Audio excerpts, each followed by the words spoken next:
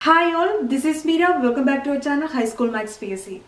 LPSA previous year കണക്ക് ചോദ്യങ്ങളാണ് നമ്മൾ ഡിസ്കസ് ചെയ്യുന്നത്. 44/2016 10 ക്വസ്റ്റ്യൻസ് ഓൾറെഡി നമ്മൾ അപ്ലോഡ് ചെയ്തിട്ടുണ്ട്. റിമൈനിങ് 10 ക്വസ്റ്റ്യൻസ് ആണ് നമ്മൾ ഡിസ്കസ് ചെയ്യുന്നത്. എന്തൊക്കെയാണ് ക്വസ്റ്റ്യൻസ് എന്ന് നോക്കാം. ഒന്നാമത്തെ ചോദ്യം നോക്കാം. അരവിന്ദ് ഒരു മേശ 4200 രൂപയ്ക്ക് വാങ്ങി 4410 രൂപയ്ക്ക് വിറ്റു എങ്കിൽ ലാഭ ശതമാനം എത്ര? ഓപ്ഷൻസ് 10%, 5%, 8%, 4%. ഇവിടെ ഒരാൾ ഒരു മേശ വാങ്ങിയ വില 4200 രൂപ എന്ന് തന്നിട്ടുണ്ട്. അദ്ദേഹം വിറ്റത് 4410 രൂപയ്ക്ക് എന്നുണ്ട്.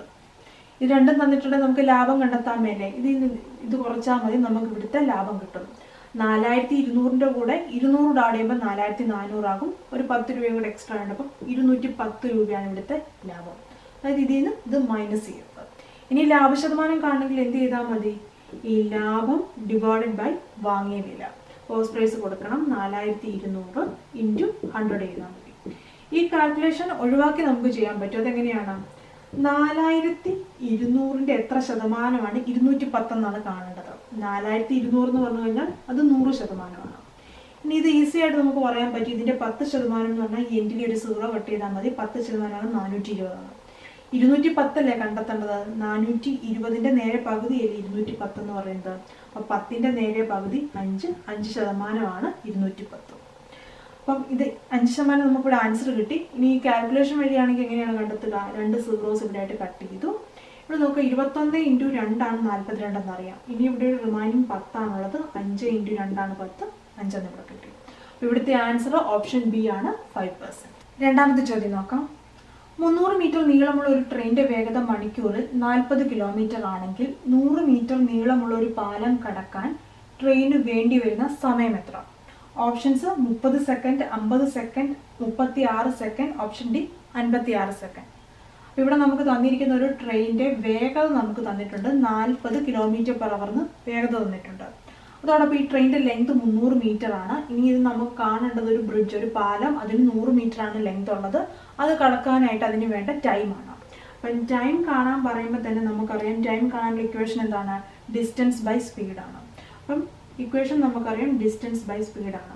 ഇനി ഇവിടെ നോക്കിയേ, സ്പീഡ് നമുക്ക് തന്നിട്ടുണ്ട്. ഡിസ്റ്റൻസ് എന്ന് പറയുമ്പോഴത്തേക്കും നമുക്കറിയാം ഈ ഒരു ട്രെയിൻ ആ ട്രെയിനിന്റെ ഫുൾ ലെങ്തും കവർ ചെയ്യണം. അപ്പം നമ്മുടെ ടോട്ടൽ ഡിസ്റ്റൻസ് എന്ന് പറയുന്നത് ഈ പാലത്തിന്റെ നീളത്തിന്റെ കൂടെ എന്ത് ചെയ്യണം? ട്രെയിനിന്റെ ലെങ്ത് കൂടെ ആഡ് ചെയ്യണം. 300 + 100 400 വരും. അപ്പം 400 ഡിവൈഡഡ് ബൈ സ്പീഡ് എത്രയാണ്? 40. ഇനി നമ്മൾ ശ്രദ്ധിക്കേണ്ട കാര്യം എന്താണ്? 400 എന്ന് പറയുന്നത് എന്താണ്? മീറ്ററിലാണ്. ഇവിടുത്തെ 40 എന്ന് പറഞ്ഞാൽ km/h. നമുക്ക് ആൻസർ ടൈം തന്നിരിക്കുന്നത് സെക്കൻഡിലാണ്. അപ്പം നമുക്കറിയാം km/h മീറ്റർ/സെക്കൻഡിലേക്ക് കൺവേർട്ട് ചെയ്യണം. അതിനുവേണ്ടി എന്ത് ചെയ്താൽ മതി? ഈ തന്നിരിക്കുന്ന 40നെ 5/18 കൊണ്ട് മൾട്ടിപ്ലൈ ചെയ്യണം. അപ്പോൾ ഇവിടെ ഞാൻ 5 കൊടുത്തു, 18 ഇവിടെ മുകളിൽ പോയി. ഇങ്ങനെ ഓർത്തിരിക്കുക, 5/18 എന്ന് പറയുമ്പോഴത്തേക്കും അത് താഴെ വരുമ്പോഴത്തേക്കും 5 ഇവിടെയും കൊടുക്കുക, 18 മുകളിലും കൊടുക്കുക. ഇനി ഇവിടെ നോക്കിയേ, 40 × 10 അല്ലേ 400 എന്ന് പറയുന്നത്. 5 × 2 ആണ് 10. 18ന്റെ ഇരട്ടിയാണ്. 18 × 2 36 വന്നു. അപ്പം 36 സെക്കൻഡാണ് ഈ ട്രെയിൻ ഈ പാലം കിടക്കാൻ വേണ്ടി എടുക്കുന്നത്. ആൻസർ ഓപ്ഷൻ സി വരും. മൂന്നാമത്തെ ക്വസ്റ്റ്യൻ. താഴെ കൊടുത്തിരിക്കുന്ന സംഖ്യകളിൽ 11ന്റെ ഗുണിതം ഏത്? അപ്പം 4 നമ്പേഴ്സ് 4 ഓപ്ഷനായിട്ട് നമുക്ക് തന്നിരിക്കുകയാണ്. ഇവിടെ നമ്മളത് 11ന്റെ ഡിവിസിബിലിറ്റി ചെക്കാണ് ചെയ്യേണ്ടത്. അപ്പം നമുക്ക് അറിയേണ്ട കാര്യം 1331 ഇതൊരു 11ന്റെ മൾട്ടിപ്പിൾ ആണ്, 11ന്റെ ക്യൂബ് ആണെന്ന് അറിയാം. നമ്മൾ ഈ 11 കൊണ്ടും നമുക്ക് നിശേഷം ഹരിക്കാവുന്ന എങ്ങനെയാണ് കണ്ടെത്തുക? ഇടവിട്ട നമ്പേഴ്സ് തമ്മിൽ ആഡ് ചെയ്യും. അതായത് ഇവിടെ ഈ 3 + 1 4 വരും, 3 + 1 4 വരും. ഇനി നമ്മൾ ഈ നമ്പേഴ്സ് തമ്മിൽ, അതായത് 4 - 4 അതിൻ്റെ തമ്മിലുള്ള ഡിഫറൻസ് അതിനെ തന്നെ സബ്ട്രാക്ട് ചെയ്യും. അപ്പം നമുക്ക് കിട്ടുന്നത് 0 അല്ലെങ്കിൽ 11ന്റെ ഗുണിതമാണെന്ന് ചെക്ക് ചെയ്യും. ആണെങ്കിൽ ഈ നമ്പറിനെ നമുക്ക് 11 കൊണ്ട് നിശേഷം ഹരിക്കാൻ പറ്റും, അല്ലെങ്കിൽ 11ന്റെ മൾട്ടിപ്പിൾ ആണെന്ന് പറയാൻ സാധിക്കും. അപ്പോൾ ഇവിടെ ശ്രദ്ധിക്കുക, രണ്ടും ഒരേ നമ്പർ വന്നു കഴിഞ്ഞാൽ നമുക്ക് അപ്പം തന്നെ അറിയാം ഇത് 11 കൊണ്ട് ഡിവൈഡ് ചെയ്യാൻ പറ്റുമെന്ന്. കാരണം അതിനെ അതുകൊണ്ട് മൈനസ് ചെയ്താൽ 0 ആയിരിക്കും. അതുപോലെ തന്നെ 11ന്റെ മൾട്ടിപ്പിൾ ആണെങ്കിൽ ഇത് തമ്മിലുള്ള ഡിഫറൻസ് എന്ന് പറയുന്നത് 11 അല്ലെങ്കിൽ അതിനേക്കാളും വലിയ സംഖ്യ ആയിരിക്കണം. ഓക്കെ, അപ്പം നമുക്കിവിടെ ഓരോന്നും ചെക്ക് ചെയ്യാം. ഫസ്റ്റ് ഓപ്ഷൻ നോക്കാം. 24150ന്റെ കേസിൽ 2 1 0 ആഡ് ചെയ്യുമ്പോഴത്തേക്കും 2 + 1 3 വന്നു. ഇനി 5 + 4 9 വന്നു. അപ്പം ഇവിടെ രണ്ടും ഈക്വൽ അല്ല. അപ്പം തന്നെ നമുക്ക് പറയാൻ പറ്റും. കാരണം എന്താണ്? 9ൽ 3 മൈനസ് ചെയ്താൽ 11നേക്കാളും ചെറിയൊരു സംഖ്യയല്ലേ കിട്ടാൻ പോകുന്നത്. അതുകൊണ്ട് തന്നെ നമുക്കിവിടെ ഇത് ഇനി ബാക്കി ഫർദർ മുന്നോട്ട് പോകേണ്ട കാര്യമില്ല.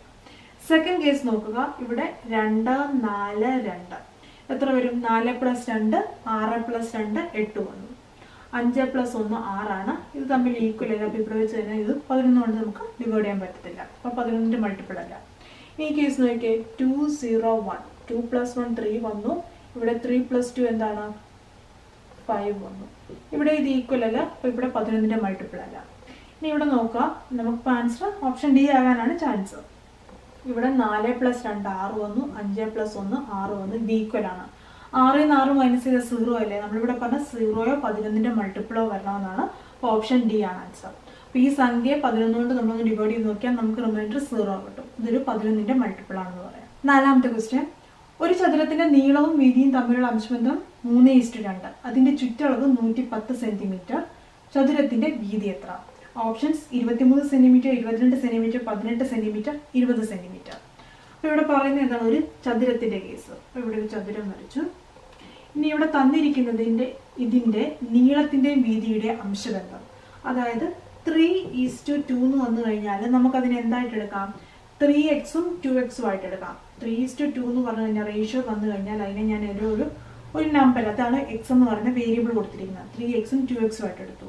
അപ്പം ലെങ്ത് 3x ആണ്, വീതി ബ്രെഡ്ത്ത് എന്ന് പറയുന്നത് 2x ആണ്. അപ്പോൾ ഈ ഒരു ചതുരത്തിന്റെ കേസിൽ ഇത് 3x വരും, ഇത് 3x ആയിരിക്കും. നീളങ്ങൾ 3x. വീതി എന്താണ്? ഇത് 2x, ഇതിന് 2x. ഇനി ഇവിടെ തന്നിരിക്കുന്നത് എന്താണ്? ചുറ്റളവ്. ചുറ്റളവ് എന്ന് പറഞ്ഞു കഴിഞ്ഞാൽ ഈ ചുറ്റുമുള്ള ഈ ലെങ്തും ബ്രെഡ്ത്തും എല്ലാം ആഡ് ചെയ്തത്. അത് നമുക്ക് 110 സെന്റിമീറ്റർ എന്ന് തന്നിട്ടുണ്ട്. അപ്പം എന്ത് ചെയ്യണം? ഇതെല്ലാം കൂടെ ആഡ് ചെയ്യണം. 3 + 3 6 വന്നു. 2 + 2 4 6 + 4 10 വന്നു. 10x. ഇതെല്ലാം കൂടെ ആഡ് ചെയ്തപ്പം 10x വന്നു. ഈ 10x എന്ന് പറയുന്നതാണ് ചുറ്റളവ്. പെരിമീറ്റർ അത് 110 സെന്റിമീറ്ററും തന്നിട്ടുണ്ട്. അപ്പോൾ ഇതിൽ നിന്ന് എക്സിന്റെ വാല്യൂ എങ്ങനെ കണ്ടെത്താം? ഈ 0 ക്യാൻസൽ ചെയ്ത് കഴിഞ്ഞാൽ x = 11 കിട്ടി. അപ്പം നമ്മൾ നേരത്തെ പറഞ്ഞിരുന്നു ലെങ്തും ബ്രെഡ്ത്തും തമ്മിലുള്ള റേഷ്യോ 3:2. അല്ലെങ്കിൽ തന്നെ നമുക്കറിയാം ബ്രെഡ്ത്ത് എന്ന് പറയുന്നത് 2x ആണ്. വീതി 2x എന്ന് പറഞ്ഞു കഴിഞ്ഞാൽ x ഇപ്പം എന്തെന്ന് കിട്ടി? 11. 11 × 2 22 സെന്റിമീറ്റർ ആണ്. അപ്പോൾ ആൻസർ എന്ത് വരും? ഓപ്ഷൻ ബി ആണ് ആൻസർ. 5ാമത്തെ ക്വസ്റ്റ്യൻ. 2220 ഡിവൈഡ് ബൈ 3247 മൈനസ് 3227 എത്ര? ഓപ്ഷൻസ് നമുക്ക് തന്നിരിക്കുന്നത് 212, 111, 101, 121. ബോർഡ് മാസ് റൂൾ നമുക്കറിയാം. ഫസ്റ്റ് പ്രയോറിറ്റി എപ്പോഴും എന്തിനാണ്? ബ്രാക്കറ്റിനാണ്. അപ്പോൾ ഈ തന്നിരിക്കുന്ന ക്വസ്റ്റിനകത്ത് ബ്രാക്കറ്റിൽ തന്നിരിക്കുന്നത് 3247 നിന്ന് 3227 മൈനസ് ചെയ്യാൻ എത്ര വരും ആൻസർ? ഇവിടെ 20 വരും. അതായത് 27 + 20 ആണ് 47 വരിക. അപ്പോൾ ഇനി നമ്മൾ ചെയ്യേണ്ടത് എന്താണ്? 2220നെ 20 കൊണ്ട് കട്ട് ചെയ്യാൻ, ഡിവൈഡ് ചെയ്യാനാണ് പറയുന്നത്. 0 ക്യാൻസൽ ആയി 222/2 എന്ന് പറഞ്ഞു കഴിഞ്ഞാൽ എന്താണ്? 1 വരും. ഇതിനെ നേരെ പകുതി 111. ഓപ്ഷൻ ബി ആണ് ആൻസർ. 6th question. ലോഹ നിർമ്മിതമായ ഒരു സമചതുര കട്ടയുടെ ഒരു വശത്തിന്റെ നീളം 16 സെന്റിമീറ്റർ ആണ്. ഇത് ഉരുക്കി ഒരു വശം 4 സെന്റിമീറ്റർ വീതമുള്ള എത്ര സമചതുര കട്ടകൾ നിർമ്മിക്കാം? ഓപ്ഷൻ 64, 16, 128, 32. അപ്പോൾ ഇവിടെ നമുക്ക് തന്നിരിക്കുന്ന ഒരു വലിയ സമചതുര കട്ട. ഇതിന്റെ സൈഡ് ലെങ്ത് എന്ന് പറഞ്ഞാൽ 16 സെന്റിമീറ്റർ. അപ്പോൾ എല്ലാ സൈഡും 16 സെന്റിമീറ്റർ ആണ്. ഇത് ഉരുക്കി നമ്മൾ ചെറിയ സമചതുര കട്ടകൾ ഉണ്ടാക്കുകയാണ്. അപ്പോൾ അതിന്റെ സൈഡ് ലെങ്ത് എന്ന് പറഞ്ഞാൽ 4 സെന്റിമീറ്റർ ആണ്. അപ്പോൾ ഇത് ഉരുക്കി എത്ര ഈ ചെറിയ സമചതുര കട്ടകൾ ഉണ്ടാക്കാമെന്നാണ് കണ്ടെത്തേണ്ടത്.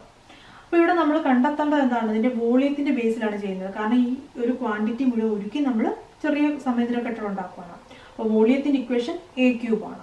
അപ്പോൾ ഈ ഒരു വലിയ സമചതുര കട്ടയുടെ കേസ് എടുത്തു കഴിഞ്ഞാൽ A 16 ആണ്. 16 × 16 × 16 വരും. ചെറിയ സമചതുര കട്ടയുടെ വോളിയം എന്തായിരിക്കും?